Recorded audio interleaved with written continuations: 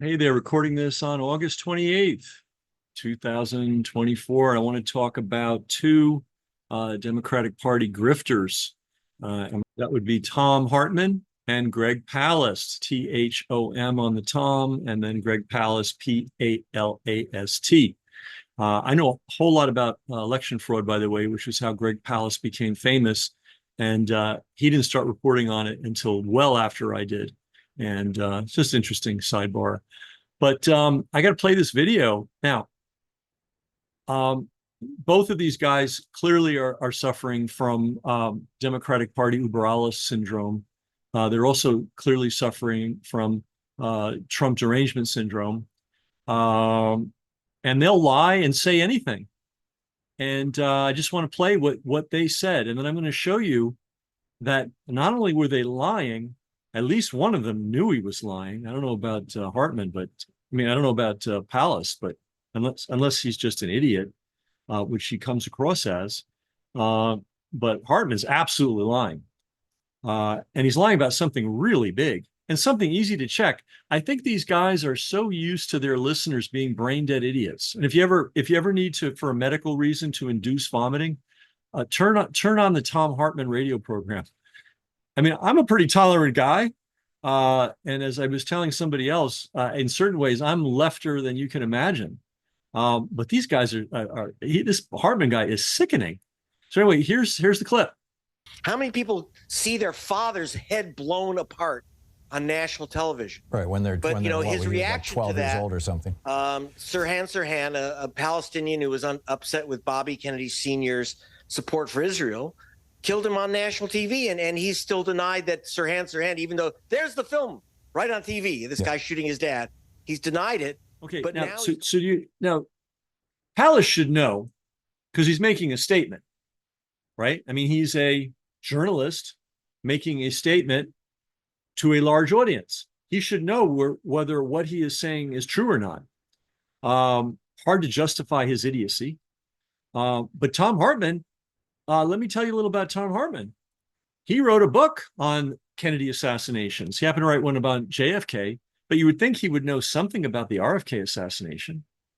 But as I look into the book that Hartmann wrote, I realize, Hartman's a bit of a grifter here. But let's just cut to the chase, though. There is no film footage of Robert F. Kennedy, the father, getting shot. There's no film footage at all. There's no photographic image. There's an image of him, a still image of him on the floor. There is no film of him being shot. It certainly wasn't broadcast on live TV.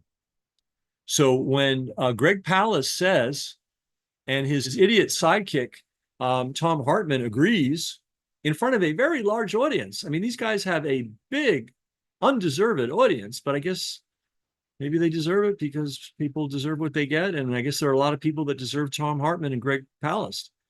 They are lying through their teeth. And they're using, I'm not going to play the rest of the clip because I'm not going to dignify it. They're using that to slander Bobby Kennedy. Now, I am not a all in for Bobby guy. I think his position on Palestine is unfortunate, to say the least. I continue to work on that. That's why I wrote the books I wrote. Let me show you them if you don't know. I wanted to remind him that his uncle, whose coattails he's always riding rhetorically, was willing to stand up and say no to bigger companies, bigger countries abusing smaller countries. He did it many times, starting in the 1950s. And there was no, especially in the 50s, there was no political profit in that at all. So his uncle took the side of the underdog and was not an imperialist. He was an anti-imperialist. And his uncle and his father, in the summer of 1993, before John F. Kennedy was murdered, were fighting hard. And it's all documented. All the classified papers are now available to the public. We have a lot of the key ones in this book. They were fighting Israel tooth and nail on Israel's attempt to get an atomic bomb, which they succeeded in thanks to Lyndon Johnson, and in their Israel's attempt to evade foreign lobbying laws, which they succeeded in thanks to Lyndon Johnson. Do you see a pattern there? We wouldn't have the problem we have in the Middle East right now had the Kennedys succeeded in keeping Israel from getting an atomic bomb and in making them lobby illegally in the United States. They have nobody enforces the foreign lobbying laws when it comes to Israel. And if somebody can explain to me why that's okay, England can't get away with it. Canada can't get away with it. But somehow it's okay for this one country to get away with it. So in any event, going back to Tom Hartman, idiot, and Greg Powell, yeah, I'm name calling, idiot, liar, liars. No, Robert Kennedy was not shot on live TV. There is no film to watch. There is no reason for any intelligent person to believe you can shoot somebody in the back of the head while you're standing a few feet in front of them. But these two professional liars are spreading that disinformation. I mean, it's just not factual. The chief coroner of Los Angeles, not a flake, not a guy with a podcast, right? Not a conspiracy theorist. The guy whose job it was to do the autopsy said this guy was shot in the back of the head at close range. You can't shoot somebody in the back of the head at close range if you're standing in front of them. I know this is a hard concept for certain people to grasp. So Palast and Hartman, no, there is no film. There was no live broadcast. And the chief medical examiner for the county of Los Angeles, he didn't say it in so many words, but he basically told the world it didn't happen the way local law enforcement said it did happen. And then they use this to slander Bobby Kennedy and basically call him crazy. He's a crazy conspiracy theorist. These are the people who are the thought leaders for Kamala Harris, the Kamala Harris scam, and the Joe Biden scam, right? Joe Biden was the greatest statesman that ever lived, most effective, razor sharp, according to Tom Hartman, until he wasn't. And now Kamala Harris, who's basically at best, a grifter with knee pads, and you can figure out the rest of that. At best, she's a grifter, but now she's the most extraordinary human being that ever lived, the best candidate we've ever seen for president since Washington, I guess. But they base everything on bare-faced lies. Amazing. The gall to say that Robert Kennedy was shot on live TV and that film exists showing Sirhan did it, and using that as a way to bludgeon Bobby Kennedy, who's taken a principled stand on that. It doesn't make him popular among his family, doesn't make him popular among the media, doesn't make him popular among professional liars like Tom Hartman and Greg Palast. What despicable human beings these two are. I mean, can you sink any lower than these two have sunk? All so that we can get a grifter into the White House who is guaranteed to wreak havoc on the nation. I've been an opponent of Trump since the 1970s. Not a fan, but in a choice between absolute garbage and he ain't that great, I'll go with he ain't that great.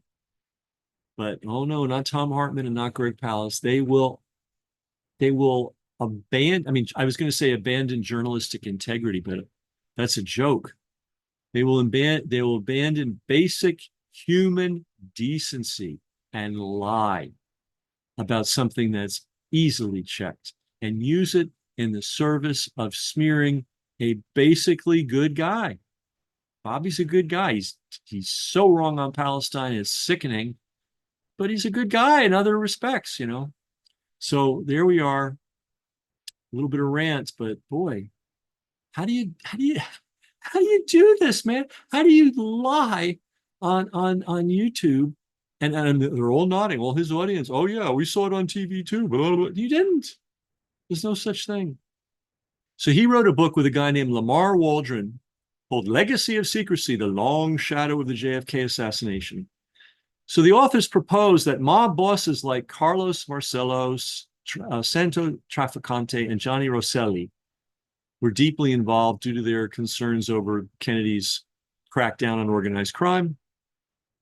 Okay, and that these mobsters were able to manipulate, I love this, or collaborate with rogue elements of the CIA who were frustrated with Kennedy's administration, the Kennedy administration handling of Cuba. The central thesis is that the full truth behind JFK's assassination has been systematically covered up for decades because revealing it would have exposed these covert activities, blah, blah, blah, blah, blah. Um,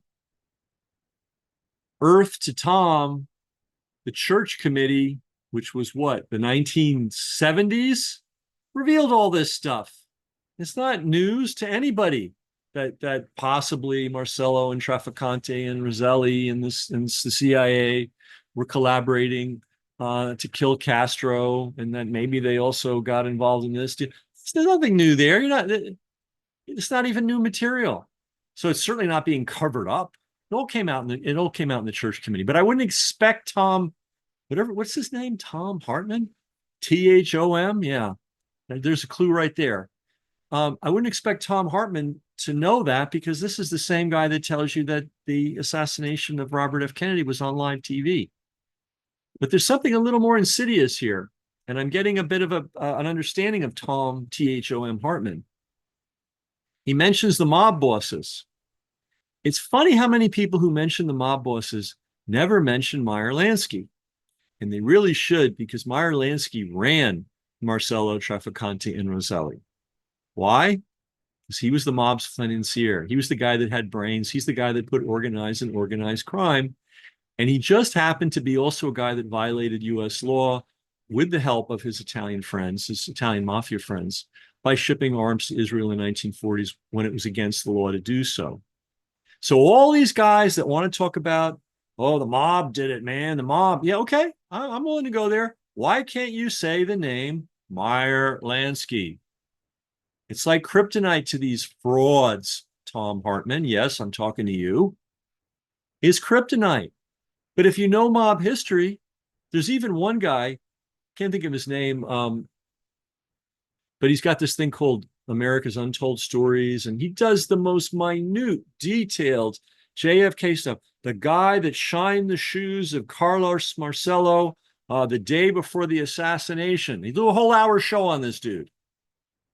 But he'll never, and he'll praise Meyer Lansky on a separate show.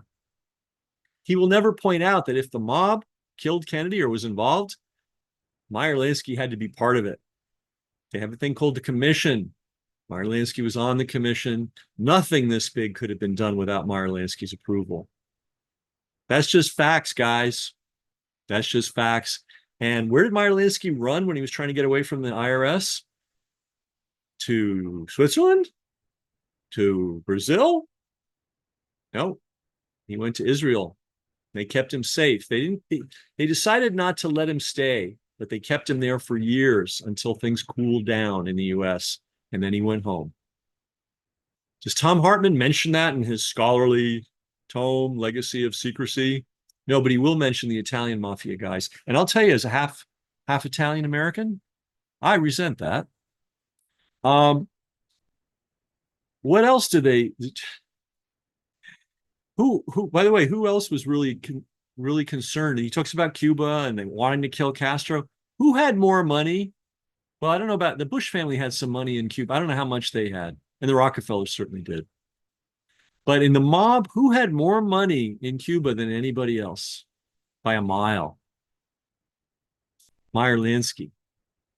Did they mention that?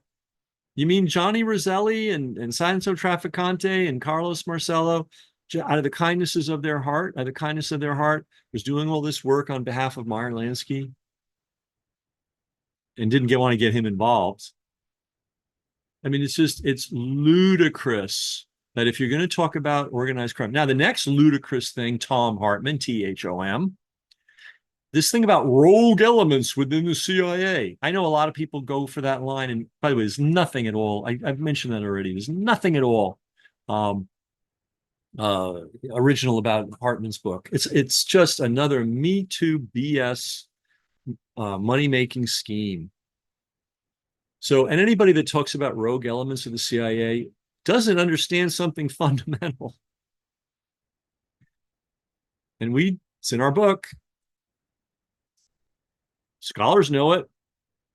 General public doesn't know it because of all the great assassination scholarship that's been done over the decades. And some of it's really good. I don't want to take away, but how do you leave out the elephant in the room?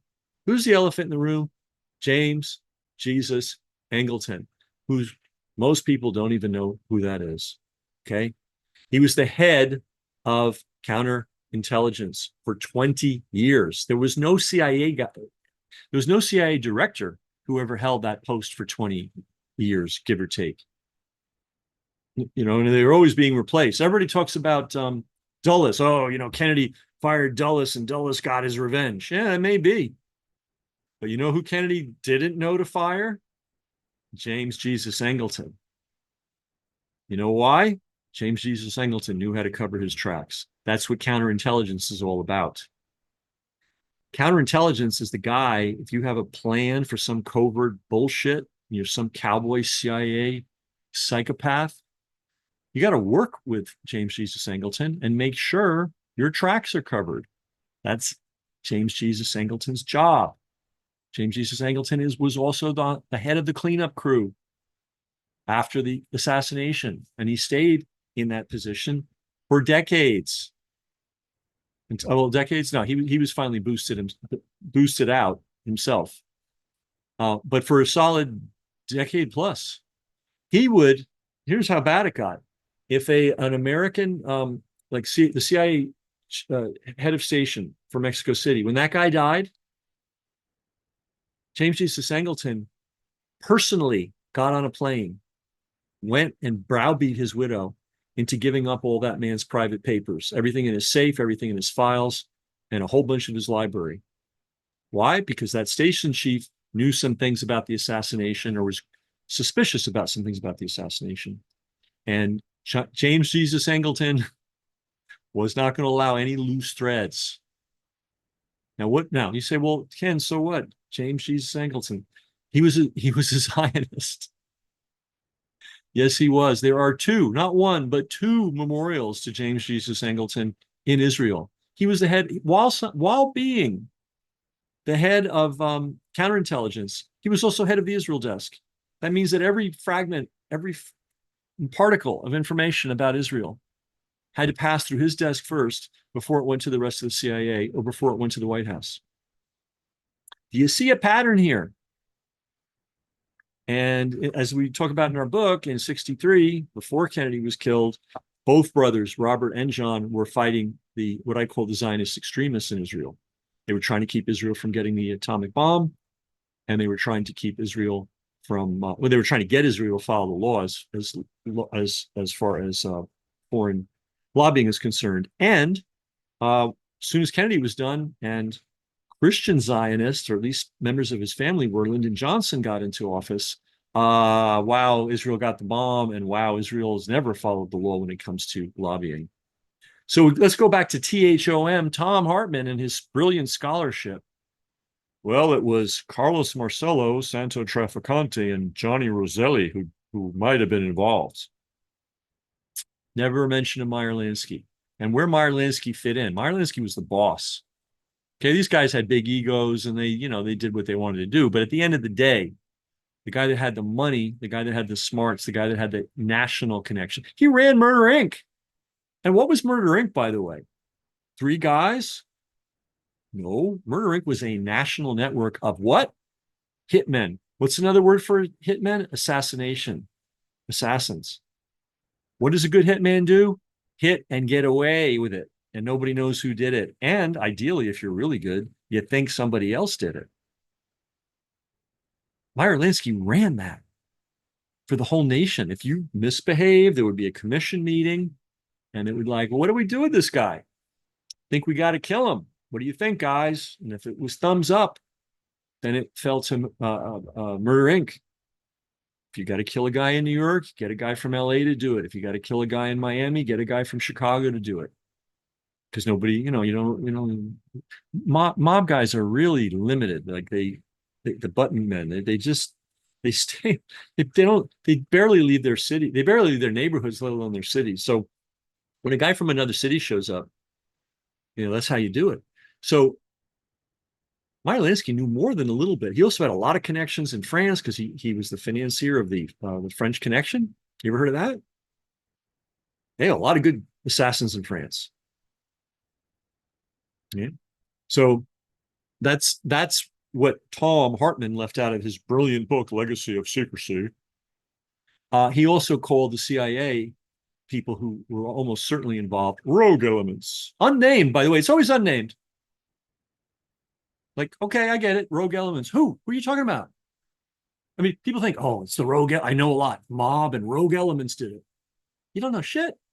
Thanks to Tom Hartman and Lamar Waldron and 10,000 other bullshit assassination scholars. Not all of them. Some of them are great. But anyone that's calling it a rogue operation and talking about the Italian mafia alone is missing a really big point. And anybody that at this late date, well, it's not the late date, but anybody at this point thinks that there were other reasons to kill the Kennedys in addition to all the other reasons. I mean, everybody hated the Kennedys. The military hated them. The heroin traders hated them. The organized crime hated them. The psychopathic, frothing at the mouth, anti-commies hated them. I mean, everybody, every scumbag on the planet hated them, including the Zionist extremists. And why can nobody tell you that Meyer Lansky was an affiliate of them? Why can nobody tell you that the head of counterintelligence for the CIA before, during, and after the assassination for 20 years and was a Zionist while simultaneously being head of the Israel desk? Now, just so everybody understands, to me, Israel is not a Jewish nation. It's a Zionist extremist nation. The world is filled with ethical, wonderful human beings who happen to be Jewish. And so I'm not talking about Jewish people. I'm talking about Zionists. We have atheist Zionists. We have Christian Zionists.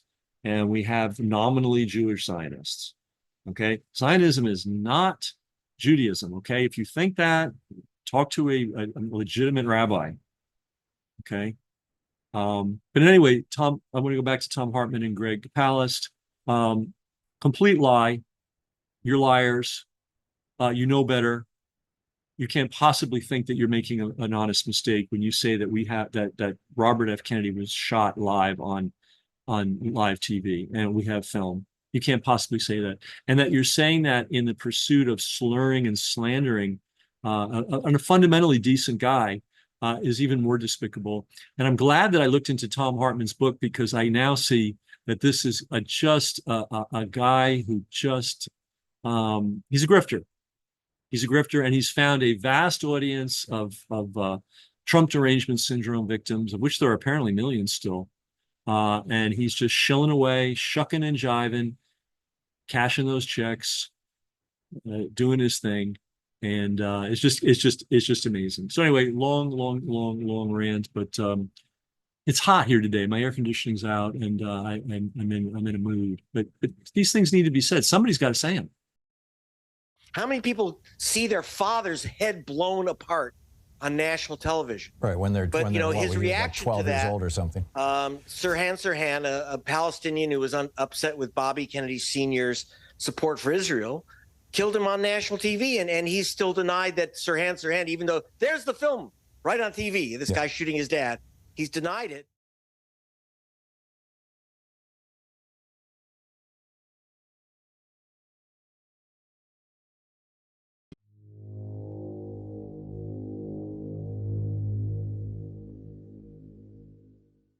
Brass Check TV, free to you, not free to us.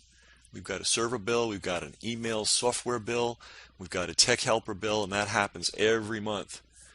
So to everybody that is supporting us financially, that's paying for their subscription in one way or another, we really appreciate it. If you're not, consider doing so.